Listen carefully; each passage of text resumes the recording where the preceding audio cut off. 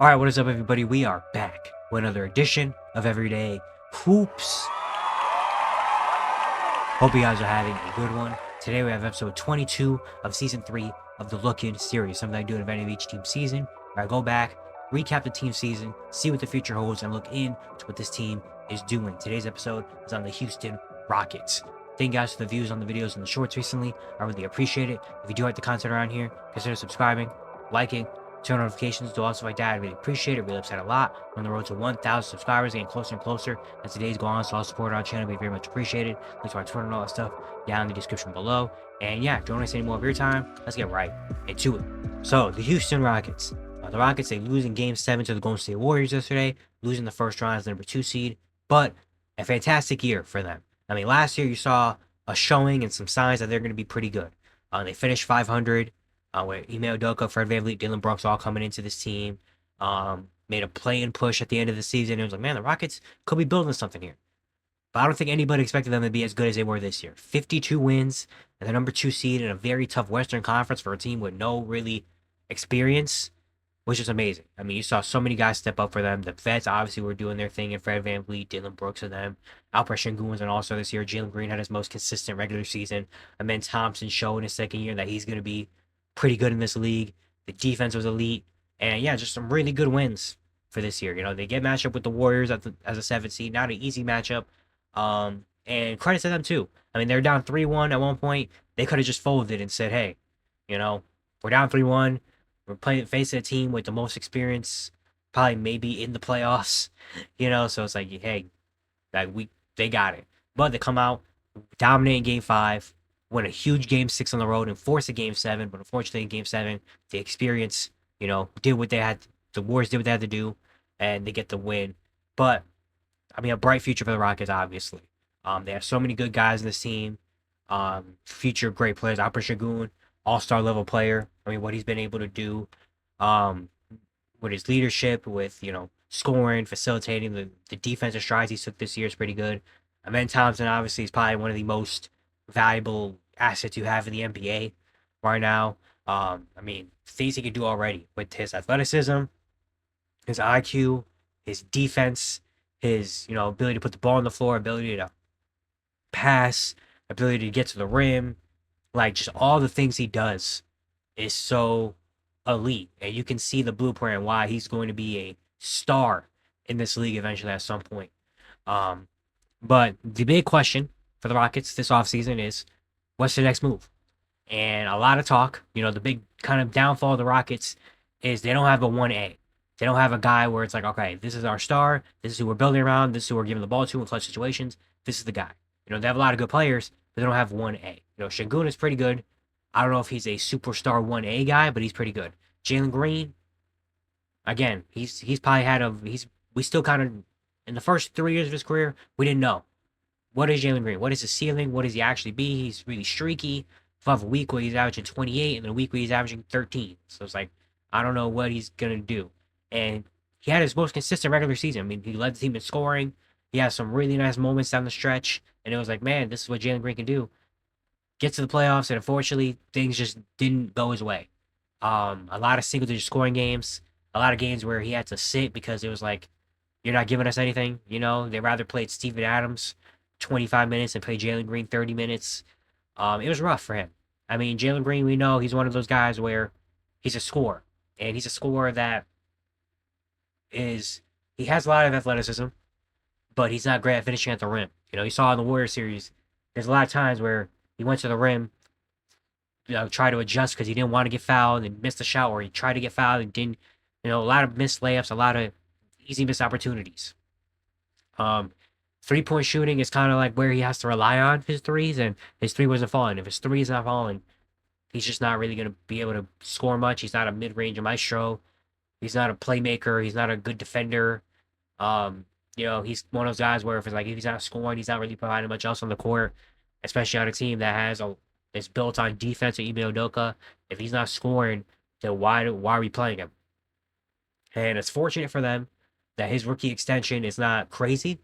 He got money, but it's not a long deal. It's a very unique deal, which could be good for the Rockets. But Jalen Green was not great in their first round series, and he is one of their core pieces, or should be one of their core pieces. Should be at least their number two. And he wasn't even their second best player really in the series. I mean, Alperen Sengun was better. Fred VanVleet was better. Heck, Steven Adams was better. I like the Jabari Smith Jr. minutes better. Like, it was really, really rough for him. And he's already been a guy that we've been thinking about, like, dang, if the Rockets do go get another star, which has been rumored, he's probably like the headline of the deal. And after this playoff series, I don't think that changes really much. If the Rockets want to go get a superstar, I think it probably would have to be best to get rid of Jalen Green. Maybe. I mean, I'm still kind of up in the air about it because he had a bad series. I know. Yeah, I mean, he did. You can't really take that away. If you do get, depending on what the star is, then who you get. I think Kevin Durant's been a name. Kevin Durant, we know, is going to get traded this offseason. We've known that for the past few months. The Rockets have been like the number one destination. The Rockets have a lot of pieces. They have a lot of young players sitting on the bench with Cam Whitmore and Reed Shepard. They have draft capital. Like if anybody, if a suit, in terms of ranking different teams that have the package to go get a star, the Rockets are near the top. They have a lot of things that can attract some other teams. They have young talent. They have draft capital. They have enticing things. Let's say Kevin Durant wants to go to the Phoenix Sun or to the Rockets, and the Suns say, "Okay, we'll send you to Houston." If you're the Suns, do you want Jalen Green when you already have Devin Booker and Bradley Beal, or unless you make it a three-team trade? And in case if you make it a three-team trade, who's really gonna want Jalen Green? It probably would only be a team like the Nets, like the Nets or like the Wizards or the Hornets, like a team like that can just be like, "Hey, we need talent," or the Jazz or something like that, where they're just teams that just want talent. And they're like, hey, he's a 22-year-old that averages 20 points per game. Send him my way. I feel that's the only way. Unless, maybe if you're the Rockets, thinking of different stars you can get. Kevin Durant's obviously on the table. He can really fit in this team. He's not going to take away. Which also, if they do get Kevin Durant, I wouldn't mind Jalen Green staying. I think Kevin Durant being on the team maybe could help Jalen Green in a sense of Jalen Green is tasked with being kind of the only guy on the perimeter that can kind of create. Fred VanVleet's, more of a three-point shooter, more of a facilitator. Dylan Brooks is more of a catch-and-shoot guy. Amen Thompson still doesn't really have a jump shot yet, so all of his creation is going to come to the basket. Alperen Sengun is going to be in the post. So they don't really have a guy that's on the perimeter, dribbling, got to make a step-back shot, or kind of got to do what they got to do on the perimeter. Kevin Durant, obviously, a scorer that he can do that. So maybe that can alleviate some pressure off of Jalen Green. Giannis has been a name. We don't know if Giannis is officially on the market yet, but we know that there's a situation that could be happening there. If you think about Giannis to Houston, that could be interesting. I think maybe in that trade, Sengun might have to be given up. Because if you think, I don't know if Giannis and Sengun, I don't know if that fit really is together. With Giannis being a low post player, Sengun being a low post player. Sengun's not like a catch and shoot big. He's not like a block shots and rebound. Like he's a skill big. He's a skill big that needs the ball in his hands to unlock what he truly is. And Giannis obviously also needs the ball, so I don't know if that works. Maybe that could help Jalen Green as well, having a paint presence like Giannis, in the paint that could help Jalen Green get more looks on the perimeter. I don't really know. And kind of clear out the lane a little bit more, or clear out the perimeter a little bit more for him. Even I've seen Devin Booker. I don't think Devin Booker is getting traded, but if the Rockets can offer a package that can really entice the Suns, maybe does Devin Booker get given up? And Devin Booker in Houston makes a lot of sense, or makes good. I think maybe getting a guard in there could be great. I don't know what guards are really out there on the table right now in terms of like all-star level, guards. I'm trying to go through every team just for a second to try to see what could possibly be. I mean, is Ja Morant on the table? I don't know. The Grizzlies, it's really weird right now. Is Ja Morant on the table? Maybe. Do you go after that? I don't know. I don't think Trae Young's on the table at all. Um, LaMelo Ball. I don't know. I think maybe you want a little bit of a more established guy than LaMelo, even though LaMelo's really, really good. Um, yeah, I'm trying to go through every team and try to see. I don't know. I mean, I'm still looking through every team. I'm trying to go through every team. Um, yeah, I don't know if there's really that guy out there besides like KD or Giannis that can really Yeah, I don't know if there's anybody outside KD and Giannis that's really like the star. And the Rockets can really control the offseason because if the Rockets pull off a deal like that and go get Kevin Durant or go get a Giannis and add to this team, they obviously immediately become a contending team in the West. But also, it's going to really kind of the NBA GMs and teams are read and react, where it's like, okay, once one move happens, the dominoes start to fall. So the Rockets make that move happen. I think that a lot of teams probably going to be waiting on what does Giannis think, first of all. Like, what is Giannis is kind of, is he going to stay? Is he going to leave? That's first. If he does want to leave, obviously that opens up the floodgates for them, for the Brooklyn Nets, for maybe some other teams trying to get in there. But if the Rockets pull off a move, a big move, that's going to change a lot because not only could it take away from other teams trying to make their move, but also it's like, okay, they got Giannis now or they got Kevin Durant now. Now we got to do something. Now we got to level up. And now that move, they're going to have to try to make a big move.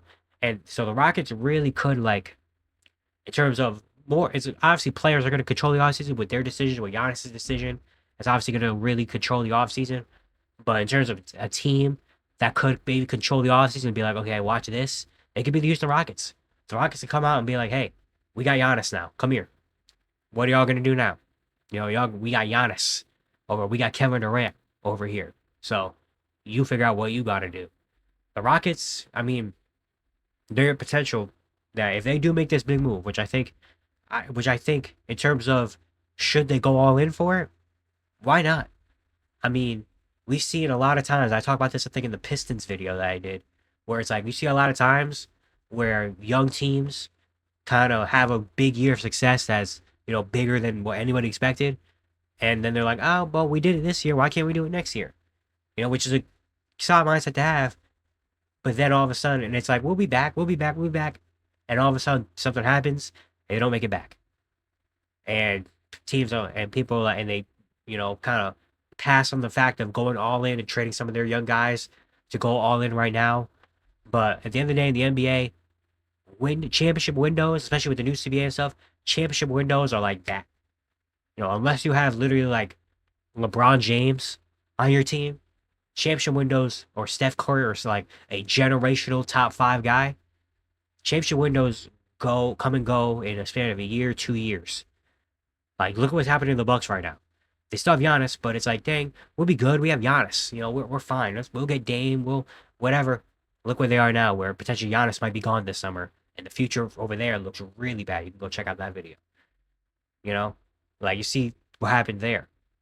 So, like, if I'm the Rockets and I already have this successful team, I have a lot of these guys on rookie deals and young deals, and the West is kind of a little bit open right now. I mean, obviously OKC is kind of taking over, but after OKC, it's kind of a little bit up for grabs. I mean, Denver still has Jokic. The Lakers are still gonna have Luka and LeBron next year. The Warriors still have Steph and Jimmy. The Clippers are gonna be solid next year. Minnesota, Anthony Edwards is gonna be around for a little while. The Spurs are not far behind, and they're gonna be coming up pretty soon. The Grizzlies might be back. Who knows? Like there's a lot of good teams in the West, but it's not a definitive. This is number 2. This is number 3.